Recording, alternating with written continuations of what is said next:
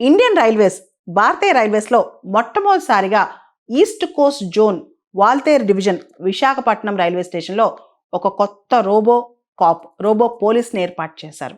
ఇది వినూత్నంగా ఉందన్నమాట.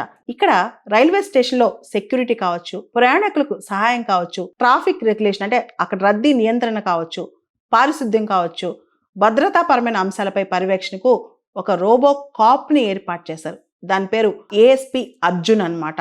ఇక్కడ ఈ artificial intelligence technology, internet of things, ఇతరత్ర టెక్నాలజీస్ ఈ రైల్వే కాప్కి ఉపయోగపడతాయంట. మనకు తెలుసు రైల్వే స్టేషన్లో నిత్యం పహారా అవసరం అనమాట.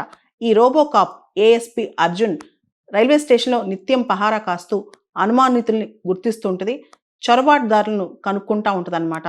తరచూ దొంగతనాలు ఎవరైనా, మనకు తెలుసు కదా రైల్వే స్టేషన్లో పిక్ పాకెటింగ్ చేస్తారు, దొంగతనాలకి పాల్పడే వారిని, అదేవిధంగా అనుమానితుల చిత్రాలు తీసి విశ్లేషించి గుర్తించడంలో ఈ రోబో కాప్ ఏదైతే ఉందో సహాయపడుతుందని చెప్పి కూడా రైల్వే అధికారులు చెప్తున్నారు.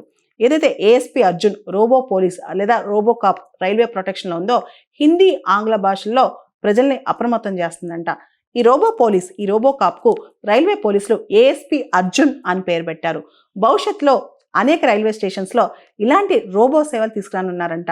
అంటే మనుషులు చేసే పని, పోలీసింగ్ చేసే పని రోబోస్ చేస్తాయి. ముఖ్యంగా రైల్వే స్టేషన్ లాంటి రద్దీ ప్రాంతాల్లో అక్కడున్న రద్దీని నియంత్రించడం కావచ్చు, ఎవరైనా అనుమానాస్పదంగా తిరుగుతుంటే వాళ్ళని కనిపెట్టడం కావచ్చు, అవన్నీ కూడా ఏఐ టెక్నాలజీ, ఐఓటీ ఇవన్నీ వాడి కొత్త టెక్నాలజీస్ వాడి అనుమానితుల చిత్రాలు చూసి వాళ్ళని గుర్తించడం కావచ్చు, ఇవన్నీ కూడా ముఖ్యంగా ప్రయాణికులకి ఒక హెల్ప్ లైన్లో వ్యవహరించడం కావచ్చు, ఇవన్నీ కూడా ఏఎస్పి అర్జున్ చేస్తంట. భవిష్యత్తులో ఇలాంటి రోబో కాప్సే మొత్తం ఇండియాలో చాలా రైల్వే స్టేషన్స్లో రాబోతున్నాయంట.